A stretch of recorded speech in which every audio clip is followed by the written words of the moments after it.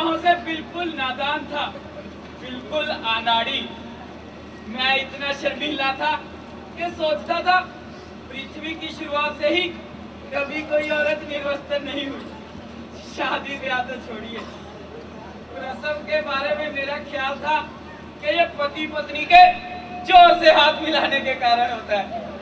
पर मेरे पिताजी बहुत शानदार इंसान थे, अपने विचारों में बहुत ही प्रोग्रेसिव।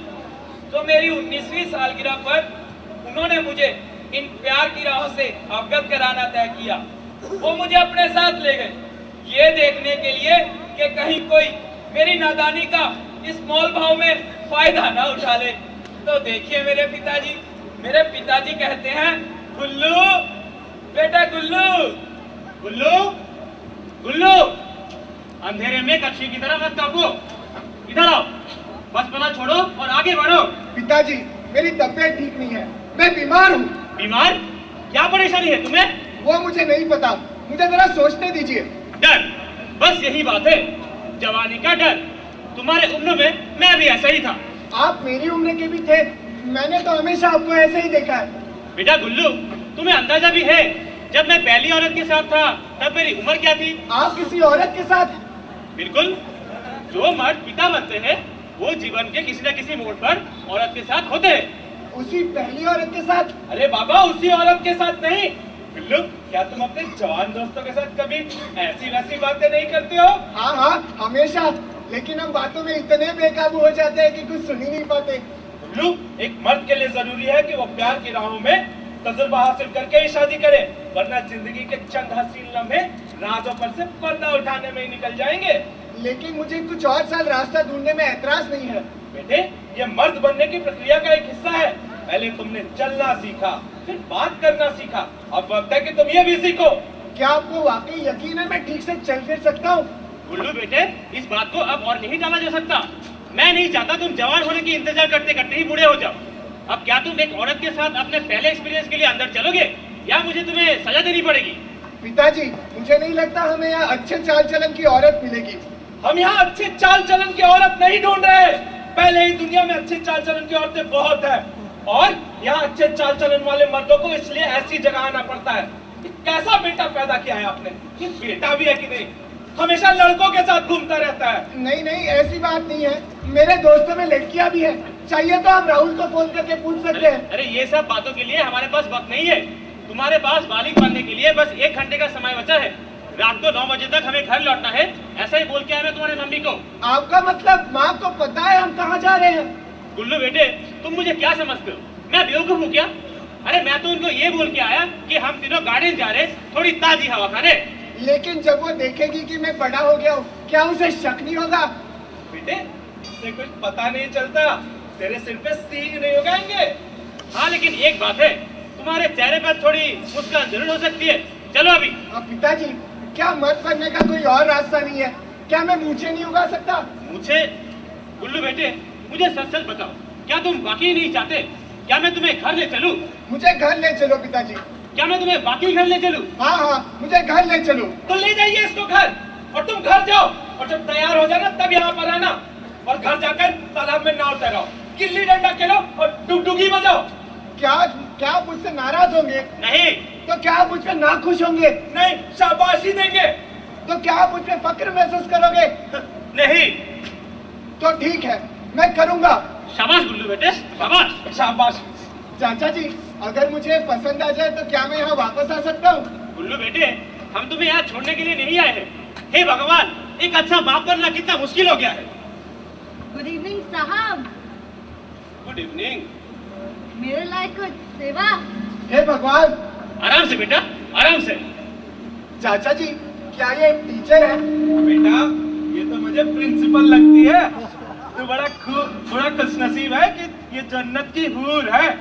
अब तू यही इंतजार कर, हम तेरे ट्यूशन का इंतजाम करके आते हैं। पिताजी, क्या मैं करस्पॉन्डेंस कोर्स नहीं कर सकता? बेटे, अपने चाचा को देखो, इसने किया था करस्पॉन्डेंस कोर्स। अपने प्रेमिका को खतों में खत लिखे जाया था, अभी तक कुआड़ा बैठा है। आज मौसम बड़ा सुहाना है ना? हाँ वाकई, आज मैं भी बहुत दिनों बाद निकली हूँ। जी, वो मैं समझ सकता हूँ। वैसे ऐसे मामले में पड़े मुझे भी काफी अरसा हो गया। आज एक नाजुक मसले पर आपसे थोड़ी चर्चा करनी थी। जी 2000 लगेंगे। 2000?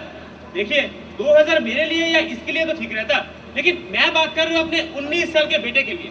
वो खड़ा देखिए, एकदम नाजुक अंदाज। आप 1000 ले लीजिए। देखिए 2000 ही लगेंगे, यहाँ स्टूडेंट डिस्काउंट नहीं मिलता है। नहीं बिल्कुल नहीं, लेकिन एक 19 साल का लड़का, उसके लिए 2000। आप 1000 में काम चला लीजिए। 1000 में तो मैं लोरी ही सुना सकती हूँ। ओके बाय, मुझे ब्यूटी पार्लर जाना है। अरे ठहरिए, देखिए काफी अजीबोगरीब हालात है। आज मेरे बेटे की 19वीं सालगिरह है और मैं उसे एक खूबसूरत तोहफा देना चाहता हूँ। एक झुंझुना कैसा रहेगा? ओहो, देखो मजाक बहुत हो गया। अरे मेरे जमाने में आज से 20 साल पहले मैंने इस मोहल्ले की सबसे हसीन लड़की के साथ वक्त गुजारा था। सायरा बानो कहते थे उसे। भैया आप सायरा बानो के साथ? और उसकी कीमत थी केवल 50 रुपया। तुम आ गए 2000 मांगने वाली। अरे वो तो आज भी यही है, आपको चाहिए तो 25 में भी तैयार है।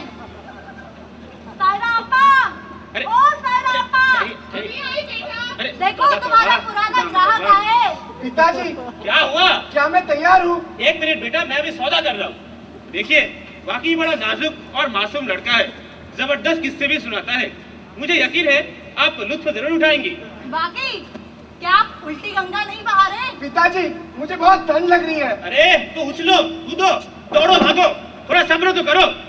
अरे 19 साल इंतजार क्या है, थोड़ा और कर ले। देखिए 1000, उससे एक भी पैसा ज्यादा नहीं। मैं जो भी खर्चा कर रहा हूँ अपने बेटे के तालीम पर ही तो कर रहा हूँ। प्लीज मेरे बेटे की खातिर। अच्छा ठीक है, आप एक अच्छे और समझदार पिता हैं, इसलिए आपकी इज्जत करती हूँ। अगर मेरा भी आप जैसा बाप होता तो मैं आप जैसे बापों के साथ इस तरह गलियों में सौदेबाजी नहीं कर रही होती। तुम्हारे बातों के पीछे कोई सबक जरूर है, लेकिन अभी मैं समझ नहीं पा रहा हूँ। तो तैयार रहा। एक गुजारिश है, शाम की रंगीनियां खत्म होने पर अगर तुम मेरे बेटे से ये कह दो पापा की तरफ से सालगिरह बहुत बहुत मुबारक, तो बड़ा अच्छा रहेगा। और चाचा की तरफ से भी अगले साल फिर आएंगे सालगिरह मनाने। Naughty boy. पापा और चचा की तरफ से सालगिरह बहुत बहुत मुबारक। क्या आप केक और कुछ मोमबत्तियां भी पसंद करेंगे? अरे उसकी जरूरत नहीं है, बस अब उसके साथ थोड़ी नरमी और दरिया दिली से पेश आना। नरमी, बस मैं इतना ही चाहता हूँ। अच्छा तो मैं ऊपर इंतजार करती हूँ, दूसरी मंजिल बाईं और दूसरा कमरा। और हाँ, मैं नरमी से ही पेश आऊंगी। आजकल की लड़कियां कितनी ज़हीन होती है। बल्कि यूँ कहना चाहिए कि आप जैसे मर्द ही हैं जो मुझे मेरे पेशे पर फक्र महसूस कराते हैं। चलिए चलती हूँ। यकीनन एक बढ़िया नर्स बनती। गुल्लू बेटे, जी पिताजी। तुम्हारे ट्यूशन का बंदोबस्त हो गया। बाएं ओर दूसरी मंजिल और दूसरा कमरा। इन लोगों से सौदा बढ़ाना कोई आसान काम तो है नहीं, लेकिन अभी सब कुछ तैयार है।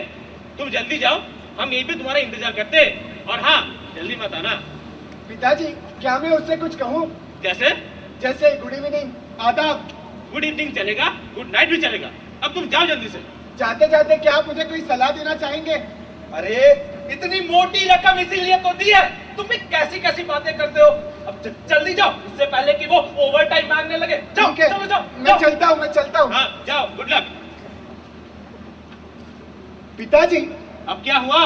मजे की बात है, लेकिन जब मैं इन सीढ़ियों से वापस बाहर आऊंगा तब मैं आपका छोटा गुल्लू नहीं, गुलजार मल्होत्रा बन जाऊंगा। एक मर्द। इस जन्मदिन के तोहफे के लिए थैंक यू मिस्टर विकास मल्होत्रा। बेटा गुल्लू,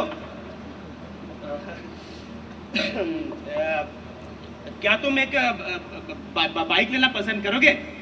ये अगली बार। लेकिन पिताजी। नहीं नहीं ठीक है ठीक है, ये मैं तुम चलो, मैं तुम्हें तुम्हें तुम्हें बाइक दिलवाता हूँ। ये अगली बार। ठीक है। तो चले? जी पिताजी। चलो। उम्मीद है कि अपने पिताजी की जो तस्वीर मैंने आपके सामने पेश की उसमें मेरी चाहत झलक रही है।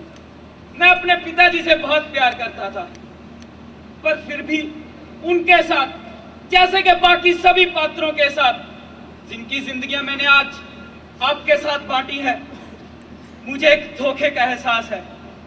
दिन भर कलम के बाद जब मैं अपनी कलम नीचे रखता हूं तो मुझे लगता है कि मैंने अपने दोस्तों की जिंदगियों से कुछ अनमोल रस चुरा लिया हो। और वो बात, हाँ, वो बात जो मेरे ज़मीर को सबसे ज्यादा सताती है वो ये कि आज ये सब लिखने में मुझे बहुत मजा आया। लेकिन जाने से पहले, हाँ, तो हम क्या बात कर रहे थे? पहले यशवंत कोसे की कहानी से भी पहले, अच्छा हाँ, मैं आपको बता रहा था कि मैं अपनी जिंदगी के साथ सबसे ज्यादा क्या करना चाहता हूँ। और मजे की बात ये कि मुझे बिल्कुल भी याद नहीं आ रहा। और आज अभी यहाँ खड़े हुए पूरी शांति और तृप्ति के एहसास के साथ मुझे फक्र है कि शायद वो काम मैं कर ही रहा हूँ। यहाँ आने के लिए आपका बहुत बहुत शुक्रिया। अगर आप दोबारा इस रास्ते से गुजरिए तो मिलने जरूर आइएगा। शब खैर, गुड नाइट, शुभ रात्रि।